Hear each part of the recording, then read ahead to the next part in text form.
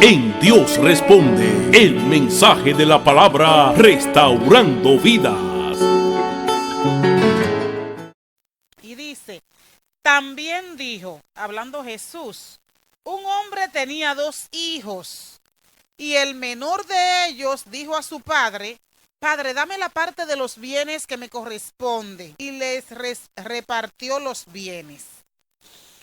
En el versículo 13 dice que no muchos días después, todo el hijo menor se fue lejos a una provincia apartada y allí desperdició sus bienes viviendo perdidamente. Y cuando todo lo hubo malgastado, vino una gran hambre en aquella provincia y comenzó a faltarle. Y fue y se arrimó a uno de los ciudadanos de aquella tierra, el cual le envió a su hacienda para que apacentase cerdos. Y dice el versículo 16, y deseaba llenar su vientre de las algarrobas que comían los cerdos, pero nadie le daba. Vamos a continuar con la lectura, no se preocupe. Pero yo quiero que nosotros vayamos a los primeros versos de ese tema en el que hemos estado leyendo. El evangelista, cuando está conversando, hablando de esta parábola, una parábola citada por Jesús delante de sus discípulos, él comienza a hablar la historia de ese padre que tenía 2 hijos. Por lo regular, nosotros casi siempre enfocamos la historia del hijo pródigo como ese muchacho que teniendo una buena posición económica, viviendo acomodado, podemos decir así, habla con su papá y le pide que le dé la parte de la herencia que le corresponde. Pero nosotros debemos analizar en esta parte, y es que por lo regular las herencias se reparten, unos padres han fallecido. Ya cuando papá murió, cuando papá no está, entonces es cuando los hijos determinan reciben la dote. Es ahí donde reciben la dote. Después de que el papá muere o la mamá se muere, que entonces los hijos determinan repartir la herencia, dividirse lo que tienen. Y en el versículo 11 habla de que él tenía 2 hijos, pero en el versículo 12 específicamente dice que el hijo menor de ellos es el que se acerca donde el papá a pedirle que le dé la herencia. Pide a su papá en el verso 12, el hijo menor, le dice que le dé la parte de los bienes que le corresponde. Entendemos que el papá está vivo, pero el papá no objeta a eso, sino que, tú me pediste tu herencia, pues el padre accede al muchacho. Es el más pequeño de sus 2 hijos. El papá aún está vivo y él va y le dice, dame la parte que me toca. Fíjate que en esos tiempos la familia tenían una característica, le llamaban patriarca. De hecho, era un modelo patriarcal. El conglomerado de la descendencia vivía al junto de los padres. Es decir, que un padre de familia contaba con hijos y a su vez este padre de familia tenía muchos bienes. Por lo general tenía muchos bienes y estos bienes representaban el patrimonio de la familia. El patrimonio de la familia.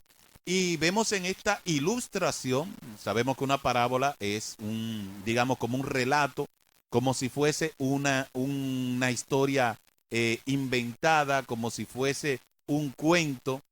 Y era la forma en la que Jesús traía historia para con la historia desenlazar una enseñanza. Y en esa enseñanza que Jesús está impartiendo a las personas que están ahí, menciona a este padre de familia que tú acabas de decir, que de un patrimonio que es, digámoslo así, lo que resguarda la descendencia de todos sus hijos.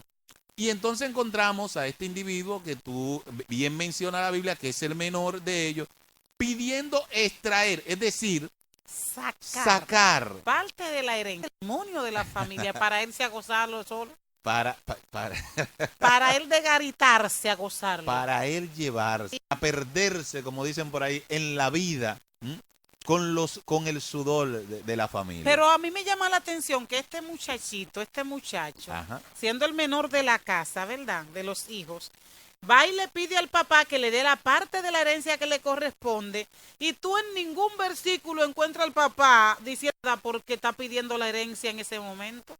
Es como que en ningún momento le reprochó, ¿y por qué tú vienes a pedir la herencia ahora? Porque es que ese no era el momento de heredar al padre.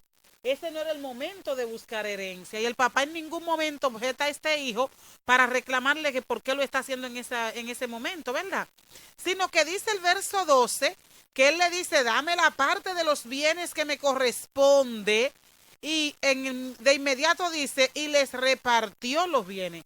Es decir, que el papá le dio lo que le tocaba tan pronto él se lo pidió.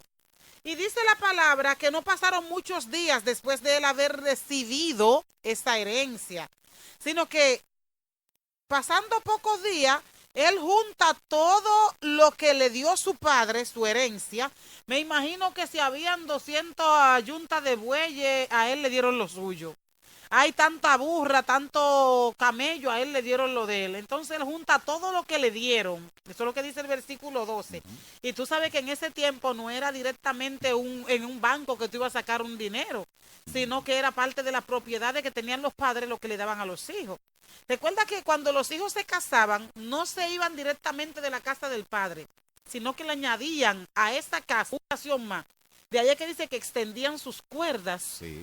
Le añadían una habitación más y ese hijo en esa habitación entonces comenzaba a hacer su vida matrimonial con su pareja. Dentro del seno familiar. Del seno paterno. Por eso era que las familias eran tan numerosas, no se independizaban de una vez.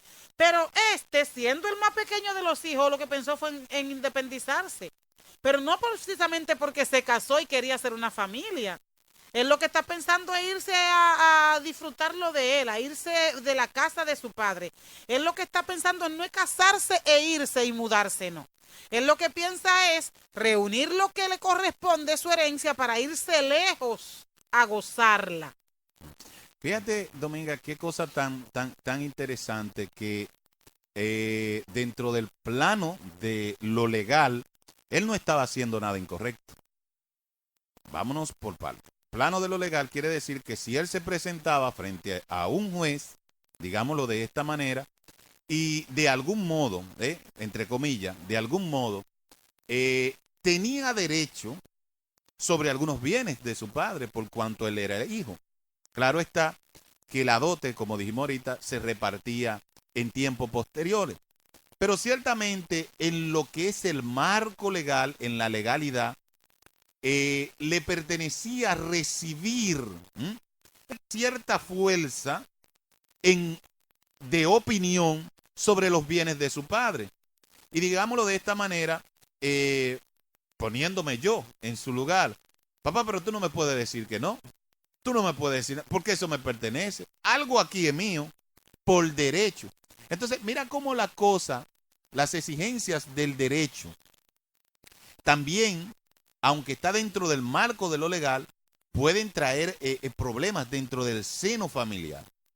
Y mira que este padre tan amoroso, tan bondadoso, no se va a juicio con el hijo. No, porque el versículo 2 especifica que cuando el hijo le pide la parte de los bienes que le corresponden, dice que el padre accedió, se lo dio. El padre le dio lo que le correspondía, tanto así, parece que era mucho lo que le había tocado, porque dice que juntándolo todo. Él juntó todo lo que su papá le había dado. Hizo cierto cálculo. Se ve que sí. Dice que pasados pocos días él junta todo lo que su padre le dio y se va lejos a una provincia apartada. Pero cuando está lejos de la casa de su padre, porque ya se fue a gastar lo que le correspondía, a gastar su herencia, como diría alguien por ahí, a gozar su vida. Sí. Cuando está lejos de la casa de su padre, no dice que él puso un negocio para multiplicar eso que había recibido. ¿Qué idea tenía? ¿Cuál era el plan? Ese caco hueco, ese hijo el hijo pródigo. Sí, ese hijo que pidió la herencia con su padre vivo. Él no tenía la intención de irse y prosperar y poner un negocio y qué sé yo, formar una familia. Ese no era su plan. Porque la Biblia es clara cuando dice que a una provincia apartada, pero una vez que estuvo lejos de su padre, lo que hizo fue que desperdició. La Biblia dice desperdició sus bienes viviendo perdidamente. Yo me imagino que él lo cogió y se lo bebió. ¿Y qué significa perdidamente? Se dio un humo. Oye, andaba haciendo lo que le daba su gana. Andaba gozando su vida, y gastando ligera. la vida libre y gastando la herencia que su papá le dejó. Que hubiese sido otro tipo de persona, dice, bueno, pues como ya esta es la herencia, ya lo que tengo en la mano es lo que me toca, déjame ver cómo yo multiplico esto para que me dure, porque yo estoy jovencito todavía, ¿verdad? No eran sus pensamientos. Mira, como dice en la frase popular, del dicho al hecho hay mucho trecho. Porque quizá en el punto de partida de este joven, veámoslo a él, saliendo, un joven, Dominga, joven rico, Dominga, saliendo de la paternidad. Estamos diciendo, mira este funcionario, mira un hombre joven, rico, andando con cuarto, digámoslo así, con cuarto, con dinero en la calle. Y digamos, fantameando un poquito, vamos a decirlo así, porque dice que vivió la vida perdidamente. Él sabía para qué estaba pidiendo la herencia. Exacto, entonces del dicho al hecho hay mucho trecho, porque a lo mejor en su planificación, ay, ahora sí, ahora sí, ahí sí. Ahora él pone su postura y dice, ahora sí, soy yo por yo mismo. ¿Por qué? Porque ya no tengo el yugo de mi padre arriba de mí. Porque cuando estamos con papá, estamos con mamá, tenemos que sujetarnos a reglas. Esto es mío y nadie me va a controlar. Tenemos que tener control. Hay alguien que tiene control, hay alguien que de algún modo te está guiando, te tiene sujeto, podemos decirlo así. Y él le está pidiendo prácticamente su liberación, es decir, su independencia. Es no estar sujeto a. En otra palabra, me estoy liberando de mi padre. ¿Por qué? Porque ahora voy a vivir bajo mis propios criterios, bajo mis propios principios, bajo mis propios ideales, bajo mi propia opinión. Iré a donde quiera ir. No tendré hora para regresar. Haré lo que quiera con lo mío. Podré amanecer donde quiera amanecer. Tengo dinero para hacerlo. Nadie me va a controlar. No hay, Dominga, quien me gobierne. No hay quien me controle. Soy independiente. Y esto que cargo es mío. Así mismo es. Entonces, del dicho al hecho hay mucho trecho. Este es el cálculo que inicialmente con el que Dominga podemos decir, inicia el éxodo. El éxodo que la salida de él, ¿verdad? Claro, salida. Inicia Bien. el éxodo, Dominga. Aquí voy a mi peregrinaje. Sí, pero cuando él sale, ¿tú crees con que una idea, si hubiera avión, paga un avión de aquí para el otro lado? de acuerdo que sí, Bien, porque claro. las cosas en ese tiempo eran otras, pero él tenía dinero y él sabía lo que quería hacer con sus bienes, ¿verdad? Yo digo dinero porque ahora mismo uno lo interpreta como que era dinero, aunque en esa ocasión él tenía Para todo, disfrutar hay que gastar. Estaba gastando. y él estaba gastando. No sé cómo lo negoció, si con trueque. ¿Qué trueque hizo? ¿Qué trueque hizo? Pero estaba... Pero lo importante en esto es que la Biblia dice que tan pronto él recibió su dinero, lo juntó y se fue lejos. Se mudó, se fue a otra provincia y estando en otra provincia, ya no podía dar. no tanto eso. Se que le encontraba como, pequeña, Domingo. no. Quería irse lejos No a disfrutar. cabía el Quería irse lejos a disfrutar lo que había recibido. Pero lo que me llama la atención es que dice que esta herencia la desperdició viviendo perdidamente. Cuando viene a ver mujeriando, bebiendo, de todo un poco. tiguereando en la calle, ¿verdad? El punto es que lo malgastó.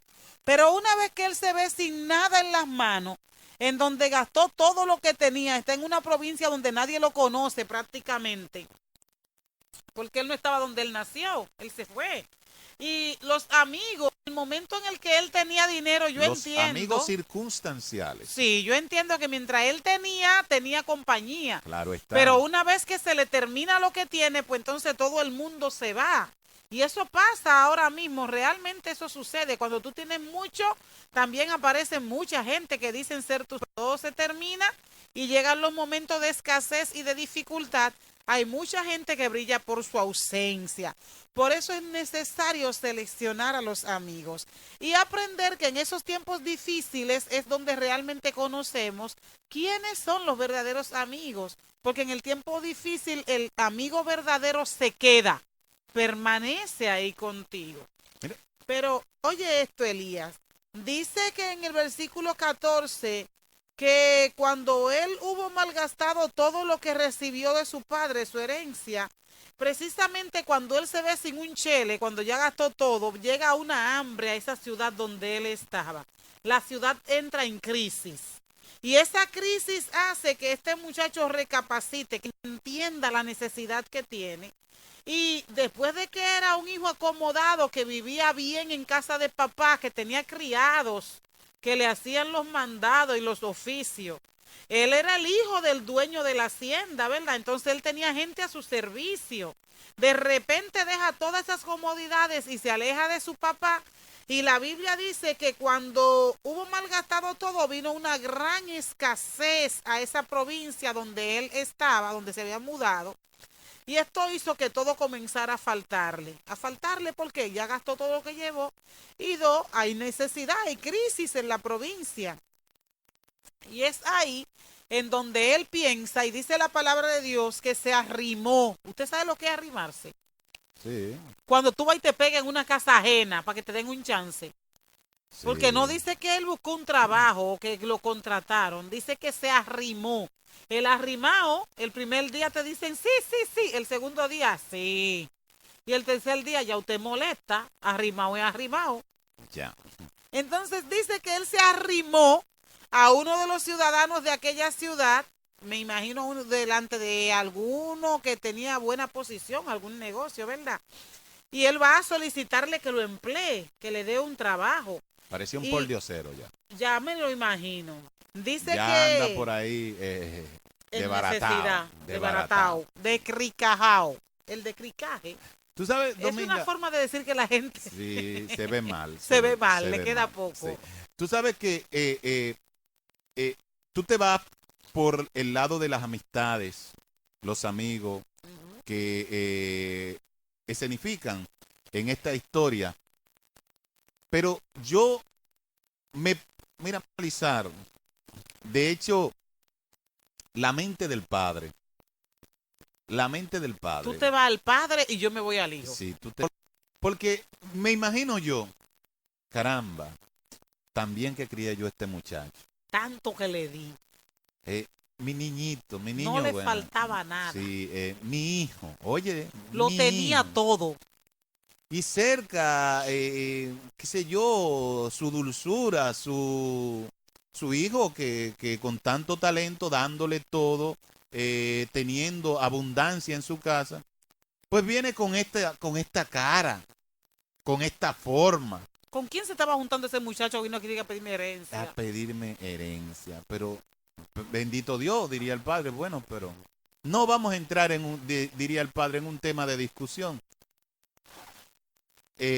Apostemos a que te vaya bien a donde vaya. Y el padre, pues, quizás rehusado, dolido en su corazón. Por eso te digo, personificando la mente del padre turbado. ¿Dónde estará?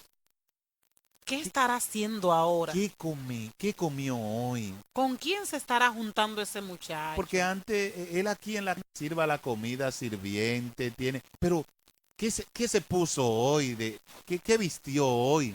¿A dónde fue? O sea, lo habrán engañado, lo habrán atracado, lo habrán agolpeado, dejado tirado, estará muerto, estará vivo. ¿Por qué se fue? Algunos papás entienden. ¿Por qué se fue? Si está en la casa, si está en la casa y vive como rey, porque es hijo del dueño, es hijo del Señor, del amo. Lo tenía todo conmigo. Pero aún así, ¿qué entró en su mente? ¿Por qué, digámoslo de esta manera, por qué me cambió? No estimó mi aprecio, mi amor, mi comprensión, y se retira y me deja. ¿Dónde estará mi hijo?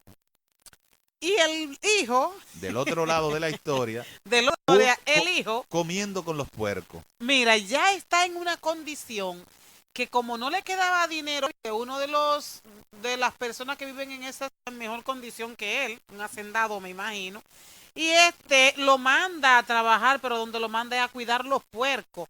Porque el versículo 15 dice que se arrimó en aquella tierra a uno de los ciudadanos de la ciudad, el cual le envió a su hacienda para que apacentase cerdos. Pero era tal la situación que estaba viviendo este muchacho que la Biblia dice que él deseaba llenar su vientre de las algarrobas que comían los cerdos, pero nadie le daba. Él deseaba comer de lo que los cerdos estaban comiendo y nadie le daba. ¿Verdad? La algarroba es una semilla. Esa semilla hay que majarla porque es dura, sí. A lo que le llaman pate gallina.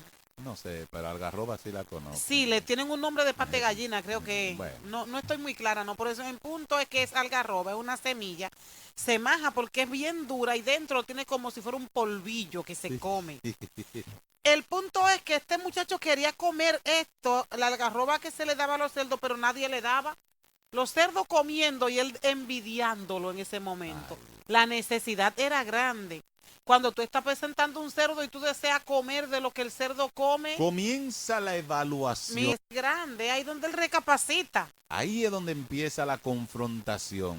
Con él mismo. Sí. Él se choca con su realidad. ¿Qué he hecho? Y ahí es donde comienza a pensar y dice... ¿Dónde estoy? Ajá. Dice que en el versículo 17 dice que volvió en sí. ¿Volvió en quién? Él volvió en sí. Ok. Él estaba fuera de sí cuando se fue de la casa de su papá. Solo un loco. Una gente demente. Podía hacer. Hace algo igual. El cálculo que él hizo cuando salió de la casa del padre. Pero ya la necesidad lo hizo volver en sí.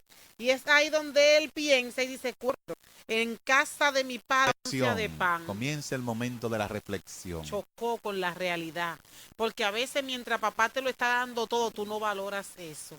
A veces mientras tienes todo en tu casa y estás cómodo, no valora el sacrificio de tus padres para agradecer, para honrarlo. El tropezón No. hace levantar eso los fue pies. lo que le hizo entender la necesidad que estaba viviendo en ese momento en donde no tenía ni casa, ni cama, ni comida, ni sirviente, nada. Esa necesidad lo hizo recapacitar. Y es ahí donde él dice, ¿cuánta gente trabajando en la casa con mi papá? Son jornaleros, son sus sirvientes y tienen el pan seguro. Mientras que yo, siendo hijo de don fulano, mírame cómo estoy y dónde estoy. Yo me lo imagino si estaba cuidando puerco no andaba trajeado ni perfumado. Bueno. Estaba cuidando cerdo, andaba andrajoso, sucio y en la condición en la que estaba el hijo pródigo. Tú decías ahorita, escenificando al papá, que él decía, ¿dónde estará? ¿Habrá comido hoy? ¿Qué habrá vestido? Lo más lejos que tenía el papá era la real condición en la que estaba su hijo. Sucio, hediondo a puerco, andrajoso, hambriento. Si no tenía ni para comer, tampoco tenía para recortarse. Andaba moñú, estaba greñú, sucio, hediondo, traposo. Entonces, en esa condición, él recapacita en medio del sucio y dice, ¿cuánta gente trabajando en la casa de papi allá y tienen el pan seguro? Yo aquí me muero de hambre. Y me levantaré e iré a mi padre y le confesaré a mi padre mi pecado y le diré, yo he pecado contra el cielo y contra ti. Escenario 3. La reconciliación. El arrepentimiento. En donde él dice, el arrepentimiento, en donde él dice, volveré a la casa de mi padre y le confesaré, porque es necesario que el hombre confiese su pecado para alcanzar perdón. La Biblia lo dice así, es necesario que usted confiese su pecado, pero ¿a quién se lo va a confesar? ¿Al vecino? Porque a veces tú tienes un problema y lo sabe el barrio entero y a Dios no se lo ha dicho. No es al vecino que tú se lo vas a contar, no es a nadie, es a Dios que está en el cielo. La Biblia dice que entre a tu habitación y cerrada la puerta, entonces le confiese a tu Padre que está en el cielo, le ore a Él, le pidas a Él. Es a Dios, no es a ningún hombre que tú le vas a confesar nada. Es a tu Padre que está en el cielo. Entra a tu habitación, cierra la puerta y confiésale a Él tus pecados, lo que tú hiciste, esa falta que cometiste. Así como lo hizo el hijo pródigo. Pero antes de ese escenario, comienza en él lo que es un análisis. Ese tú dijiste ahorita, ese encuentro consigo mismo. Y en ese encuentro consigo mismo, él empieza una parte evaluativa y comparativa. Ese análisis es el que lo lleva a él a esa Claro, reconciliación. claro, porque dice, salí siendo grande, de donde era grande, de donde era importante, de donde se me amaba, se me tenía buen trato. Oye, hasta no solo a mí, comparaba a él, sino también a los que eran criados, eran siervos, eran esclavos en la casa de mi padre. El hijo, óyeme, aún ellos están en condición que la que tengo yo hoy. Pero perdió su condición precisamente por una mala decisión que no ha terminado. Dijo para sí. Así hay mucha gente que estando en la casa de su padre y teniéndolo todo, toman la decisión de irse y dejar a su padre, de irse a abandonar su casa, de irse a vivir según ellos su vida, porque mire, le voy a decir la verdad, donde usted vive su vida realmente es en las manos de Dios, es bajo la cobertura de Dios. Pero hay quien en la casa de su padre y teniéndolo todo, deciden irse y dejarlo. Y entonces llega el momento en donde chocan con su realidad allá afuera, desprotegidos, sucios de pecado, envueltos en Dios, y dejaron lo mejor para irse a donde ellos creyeron que estaba su libertad, ¿verdad? Y la gente se equivoca y toma decisiones erradas, pero qué bueno sería que desde donde quiera que tú estés ahora mismo recapacite y entienda que necesitas volver a tu país. Dice el Dominga, mi estado postrero, es decir, mi última versión, como dice Elías 5.0, la última versión. Sí, ahora con esta tecnología todo es tanto punto tanto. Es decir, el hijo pródigo 5.3 dice, mi postrer estado, mi último estado, la última versión mía es peor que mi primera versión, porque en la casa de mi padre yo tenía de todo. Yo era otra cosa. Yo era el hijo de la casa. Pero en la calle no soy nadie. Parezco como estamos analizando una parábola y estamos personificando la mente del hijo pródigo. Diríamos o diría él, sería ahora como una basura. Nada tengo, nada soy. Y donde estoy no soy ni apreciado ni amado. Los supuestos amigos, Dominga, hermana Dominga, ya me han dejado. Lo que eran supuestos amigos no están conmigo ya ahora. Se han ido. Pero algo que me llega a la cabeza era el hijo menor de la casa, era la ñoñería de ahí. Pero evidente. Ahora cuando tú dices, y no soy amado, es real, porque el hijo menor, mira, todos los hijos se aman. Y eso lo puede corroborar conmigo cualquier mamá que tenga 15 o 16 o 10 muchachos. Oye, Dominga, tú exageras. Tiene 10 muchachos y lo ama a los 10. Es que el corazón de la madre es tan grande. No le recomendamos que tenga 10 muchachos. Pero la que tiene 5, la que tiene 6. Con 4, déjalo ahí. La que tiene 6, como Mami Gladys, lo ama a los gloria. 6. Pero imagínate tú personal. Que nada más tenía 2, su hijo mayor y su hijo menor, la ñoñería de su casa. Todo el cariñito, todo el aprecio, todo el que sé yo. De repente dije, papi, dame lo mío que me voy. ¿Y qué fue? ¿Qué pasó? ¿Y con quién se está juntando ese? Pasó. La influencia de grupo. ¿Y quién le metió en la cabeza que viniera a buscar? Pasó? ¿Qué pasó? Pero ¿para qué el maestro de maestro, Jesús, toma esta historia, este relato, esta parábola, digamos, cuento, esta versión para tratar de resaltar, de sacar una enseñanza a todo un pueblo, para tratar de ilustrar una condición que podría ser semejante a la nuestra? Podríamos nosotros no estar solamente personificando uno, valga la redundancia, de los personajes de la historia, sino que pudiéramos estar viviéndolo en este momento Claro que Cualquiera de los personajes de la historia. sí, porque la historia se da y cuando tú lo analizas, mucha gente ha dejado ya la casa de su papi para irse a vivir lejos y desperdiciar o de malgastar su vida. Eso se da constantemente.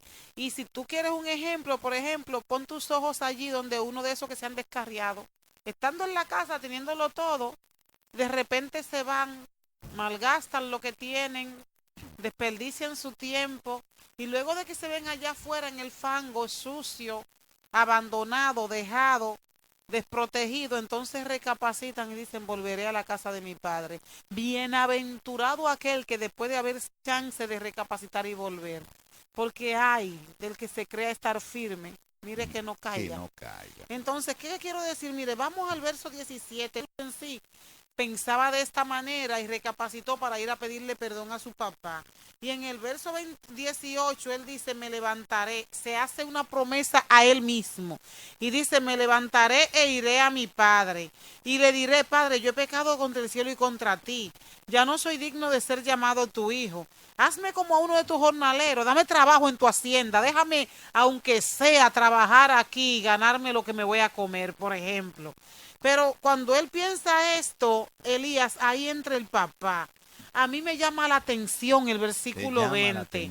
Porque es que él piensa esto, lo analiza y dice, iré, volveré a la casa de mi padre. Le voy a confesar que falté y le voy a pedir que me dé trabajo, que me emplee como a uno de sus jornaleros. Pero el versículo 20 dice, y levantándose, vino a su padre. Y cuando aún estaba lejos, mira, él viene por allá. Dice que lo vio su padre. Ese lo vio su padre me hace entender a mí que si la casa era de 2 niveles y tenía un balcón, el papá estaba sentado ahí con los ojos puestos en el camino esperando que ese muchacho volviera. Apareciera. Esperando que ese muchacho aparezca. No perdió la esperanza de que ese hijo iba a volver a su casa. Que no iba fuera. Mira, es que cuando... En las tinieblas. Realmente lo amaba, era su padre. Porque Tinieblas de afuera. Un padre nunca se hijos. Y a mí me llama la atención que el verso 20 dice que aún él estaba lejos, venía por allá. Tú sabes que esos caminos no tenían muchas luces. Y tampoco interrupciones. No. Ese camino era prácticamente un llano, ¿verdad? Y eso venía de allá y de lejos. Tuve ese punto negro que se acerca. ¿Y qué será eso? Se viene acercando otro poquito más. Tú dices, ¿quién será ese que viene allá? Pero cuando se acerca otro poquito, que ya tú divisas, como dice uno, ya tú le ves la cara. Dice el versículo 20 que su padre le vio de lejos. A mí me hace pensar que su papá estaba atento al camino con la esperanza de que ese hijo iba a regresar. Imagínate que ese padre es Dios y ese hijo es uno que se ha descarriado. Es uno que está en el... ¿Verdad? No, o sea, me imagine. Imagínate. Es que la enseñanza que Jesús trae, lo que Jesús quiere traer a colación con esta historia es que el padre que está escenificando este papel en esta historia se trata de Dios. Amén. No es que te lo imagines, es que es Dios de quien está hablando. Y ese hijo es cada uno.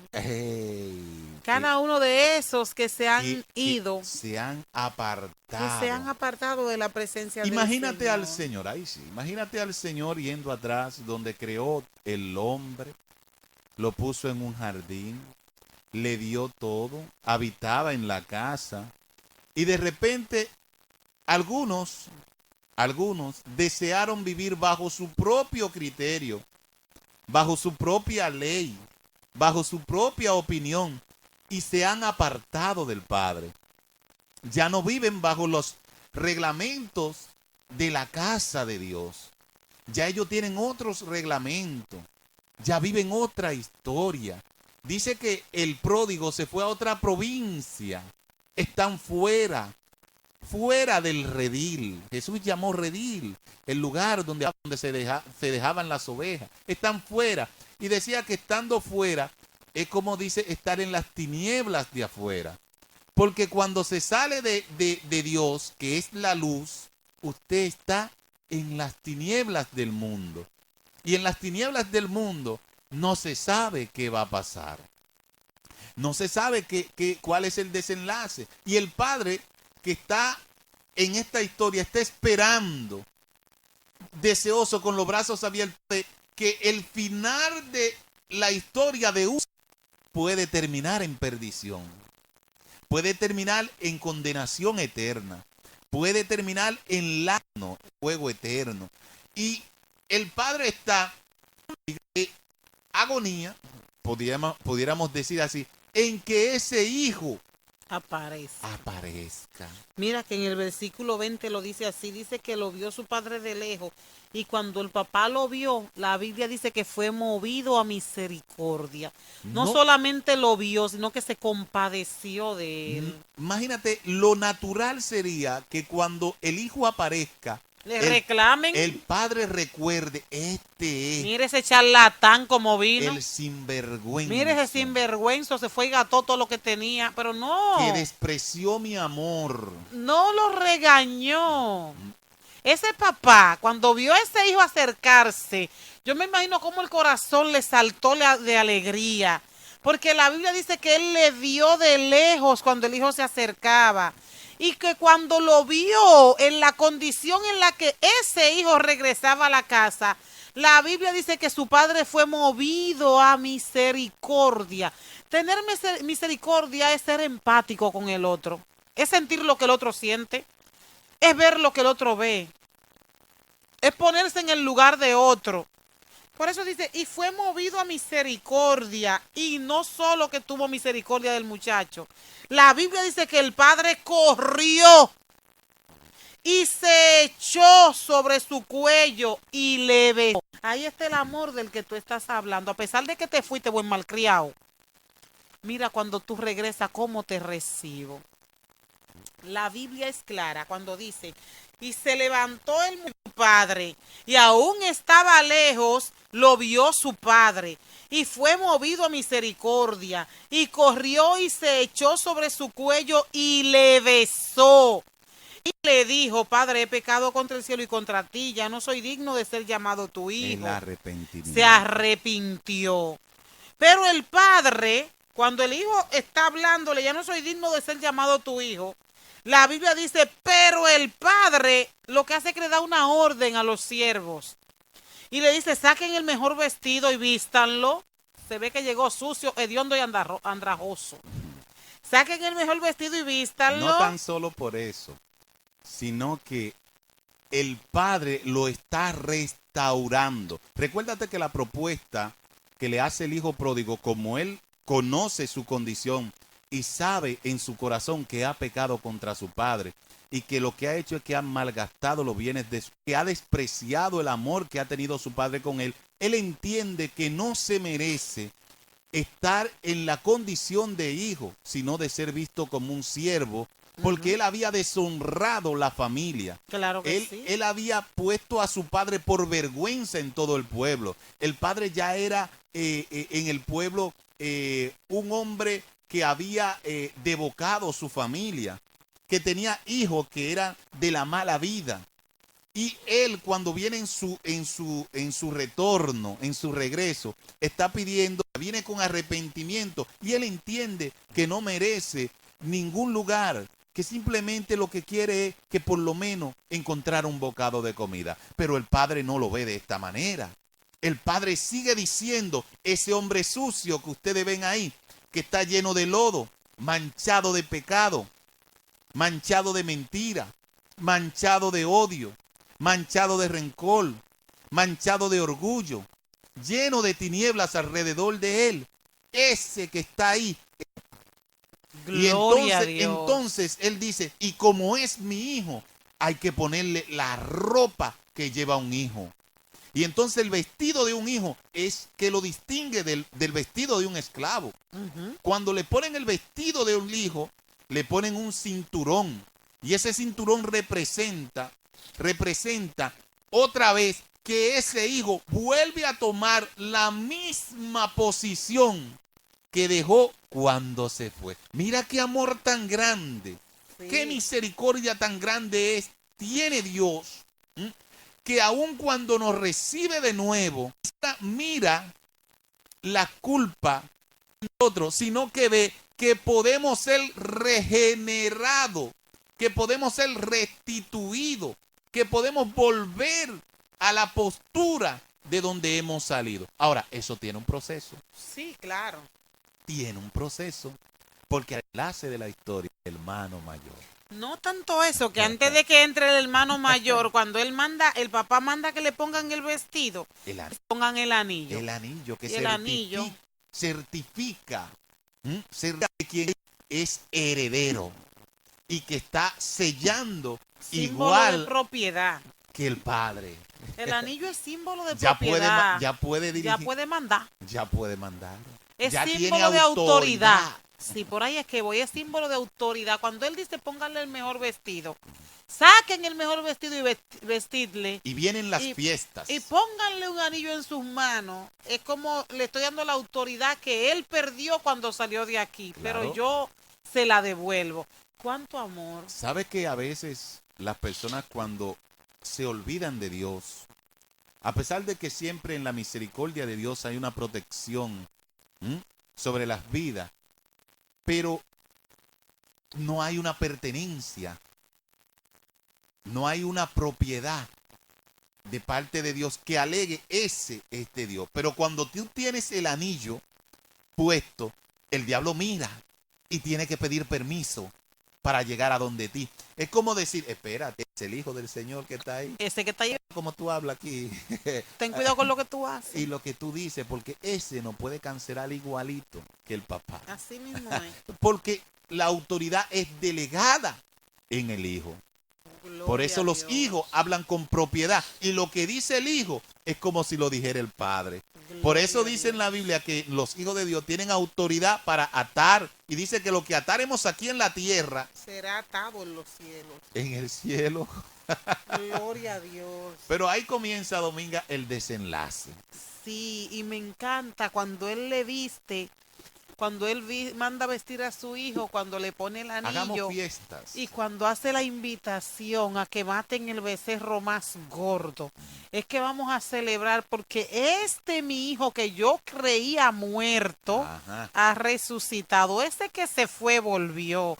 Ese que yo pensé que se había perdido ya está nuevamente con nosotros.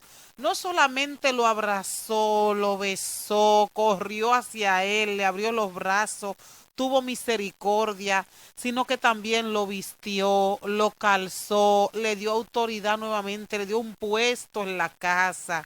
Y encima de eso, entonces invita a sus criados a celebrar esa llegada de ese hijo. No pasó desapercibido, no, sino que lo invita a celebrar porque su hijo, que él creía muerto, ya ha revivido. Se había perdido y es hallado. Y comenzaron, dice la palabra de Dios, a regocijarse. Hay un gran regocijo en el cielo cuando un pecador se arrepiente. Dice que los ángeles hay fiesta. Aleluya. Pero qué bueno es que cuando algo envuelve otra vez a la casa del Señor. Gloria al Señor. Cuando tú como hombre, como mujer, reconoces tu estado de pecado, tu estado, tu falta, ¿verdad? Y cuando reconoces ese tropiezo, esa falta, tú recapacitas y dices, volveré a mi Padre y le confesaré que he pecado contra el cielo y contra él. Que aunque no soy digno de ser llamado su hija, le voy a pedir que me perdone. Pero mira, cuando Dios ve ese corazón contrito y humillado, Dios no lo desprecia jamás. Yo te invito que donde quiera que tú te encuentres ahora, recapacite y que vuelva a tu Padre, que ore a tu Padre que esté en secreto, que le pidas perdón, que le entregues el corazón, que le permitas a Él volver a gobernar en tu vida, que le permitas a Él tomar el control de tu vida.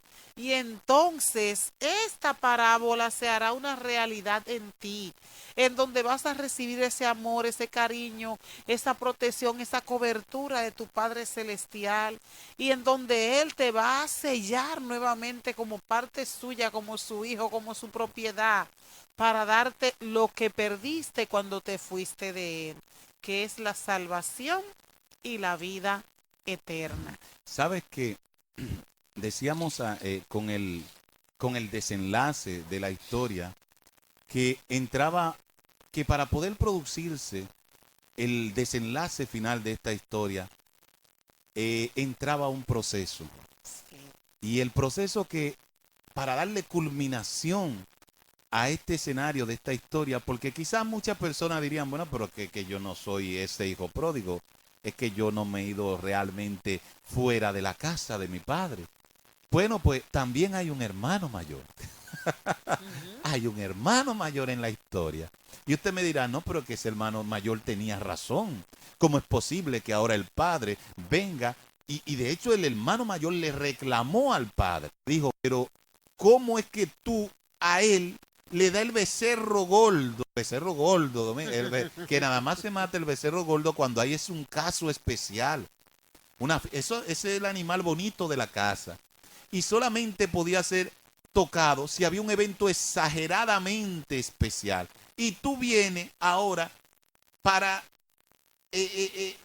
como elogiar, porque el hermano tenía un enfoque diferente. Tú estás elogiando el fracaso de mi hermano. No, el padre está celebrando la restauración de ese hijo que estaba perdido. Pero el hermano no lo ve así. El hermano ve que ese malcriado se fue, se llevó lo suyo, lo gastó, y sin merecer una mota más, sin merecer nada más, entonces llega y tú le haces una fiesta. Ajá, papá. Y yo que estoy aquí fajado de sol a sol trabajando, tú a mí no me has dado nunca un becerro gordo para yo comérmelo con mis amigos. Ahí empieza también, Dominga, lo que es también el estado mental equivocado también que tenía el hermano, que aún estaba en casa, pero que tampoco amaba al padre. ¿Cómo? Lo amaba, pero lo No. que pasa es que su enfoque era diferente. Mencióname en la Biblia donde dice que lo amaba. Que era su hijo. Ah. Y por lo regular los hijos aman a sus ¿Qué padres. le sacó de la colación? El becerro. Pero ven acá, tenía Él razón también, a sentirse mal. Porque él le dice, pero ven acá, papá, viene, te pide la herencia, tú se la das. Él no comprendió qué es lo que Jesús quiere personificar. Bien. No comprendió cuál es el objetivo principal de que rescatar a un hijo que estaba perdido. De acuerdo contigo, a un hijo y eso es lo que Jesús quiere resaltar, de que hay un hermano que no entiende que hay que rescatar a un hijo que está perdido, que yo estoy añorando, el padre, estoy añorando que regrese a mis brazos para restituir su vida. Sin embargo, también el hermano que está en la casa, que está dentro del hogar, está pendiente también a las pertenencias del padre. Claro, porque No es un al dolor derecho. del padre. Es un derecho Y que le ahí es asiste que como viene. hijo. Ahí es que Él viene. entiende que como hijo, y siendo el hijo mayor, recuerda que al mayor le tocaba, ¿verdad? Entonces, Usted lo ha dicho. dirá él, siendo yo tu hijo y el hijo mayor que me toca mayor parte de la herencia, tú a mí no me has dado nada. Y Ahí está. viene, se lleva lo de él, lo malgasta, lo desbarata, y cuando regresa tú matas el becerro gordo para hacerle una fiesta. Entonces yo, que todo el tiempo he estado ahí, Ajá. sangrando contigo, Sí. tú a mí no me has dado De ni una sol- cabrita, De sol a sol. ni un cabrito, Aunque toma el padre le conmigo. aclaró, no, ¿Es tuyo? tú no lo has tomado porque tú no has querido. De acuerdo, pero ya lo de él se lo llevó. Pero ahí es que quiero llegar. Precisamente, Dominga, tú acabas de mencionar la palabra clave. Derecho.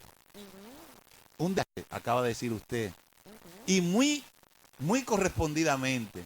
Porque en el escenario de la historia que estamos relatando, en los tiempos de la antigüedad, a ese hermano mayor que tú mencionas, te quiero decir, hay un problema legal ahora. Porque ya el hijo no tiene derecho. No, el pero, hijo menor ya no tiene derecho. pero la Legalmente. misericordia. No, espérate. Y eso es lo que Jesús quiere resaltar. Jesús quiere resaltar eso precisamente. Ya el hijo menor no tiene derecho. Para que ese hijo menor pudiera tener derecho, escuchen con atención, para que ese hijo menor pudiera tener derecho dentro de la historia bíblica, dentro de ese escenario bíblico, tenía que haber obligado un hermano que se diera el anillo. Te explico. Ese anillo ya no era del padre. Ya esa propiedad no era del padre.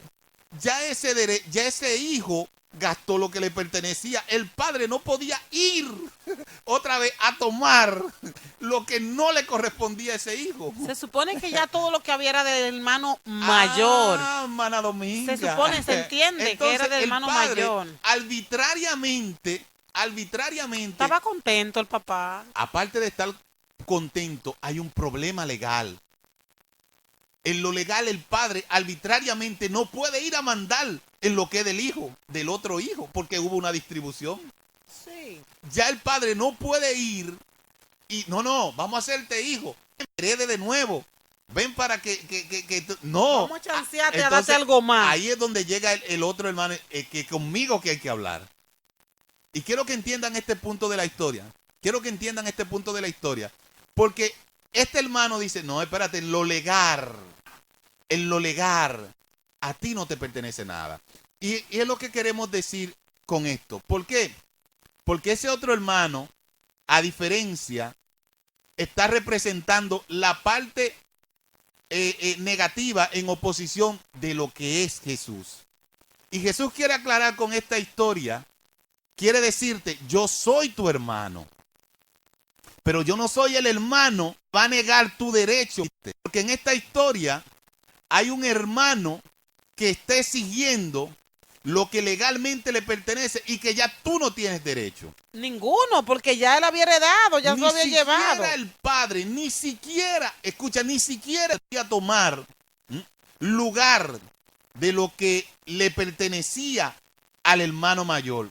Tenía que aparecer un hermano que fuera bondadoso, que también fuera misericordioso igual que el padre. Y ese hermano se llamó Jesús. Y él dijo, no igual que ese hermano de la historia del hijo pródigo. Yo sí te voy a ceder el derecho nuevamente. Yo sí te voy a rescatar. Es más, por eso él dice y personifica, yo voy a morir para que tú seas perdonado. Porque legalmente ya tú no tienes nada que buscar aquí. Porque el anillo es mío. Yo soy el hijo. ¿Quién es el hijo? Jesús es el hijo. Por eso cuando el padre mira al pecador, no mira al pecador, sino que mira al hijo que murió por el pecado de los hermanos. Y el que se está quitando el anillo en realidad es Jesús que se está quitando el anillo. Quien se está quitando la vestimenta es Jesús para ponértela a ti. Porque él dice, yo no soy ese hermano. Yo no soy ese que te va a negar la puerta. Porque legalmente en la antigüedad, ese hermano podía darle una patada y sacarlo de la... No, aquí tú no vas a entrar. No importa que el padre diga. Es que ya el padre dio ya el padre repartió. Qué bueno que no fue así. Ese es el meollo de la historia.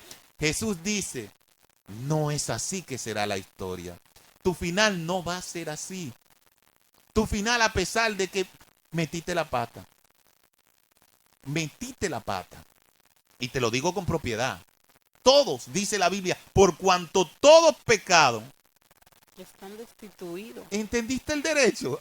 No tienes derecho. Por cuanto pecaron, están destituidos. Nadie tiene derecho. El derecho lo tiene el hijo. Y con el derecho, dijo, tu final no va a ser así. Gloria al Señor. Yo voy a abogar por ti.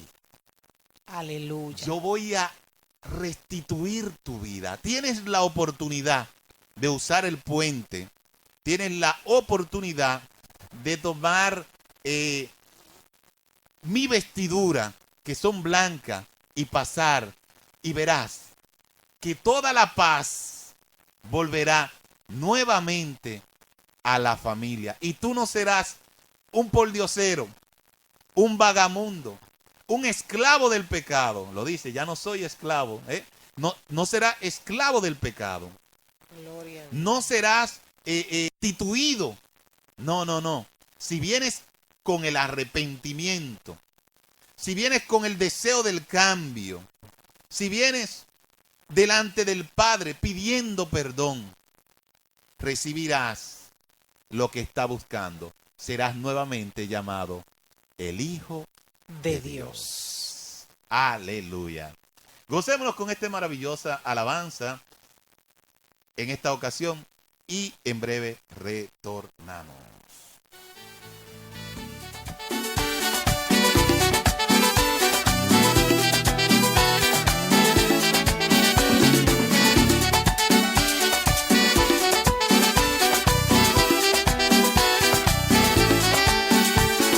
Dios no rechaza oración, oración es alimento. Nunca vi un justo sin respuesta o quedar en sufrimiento. Basta solamente esperar lo que Dios irá a hacer. Cuando Él levanta sus manos es hora de vencer.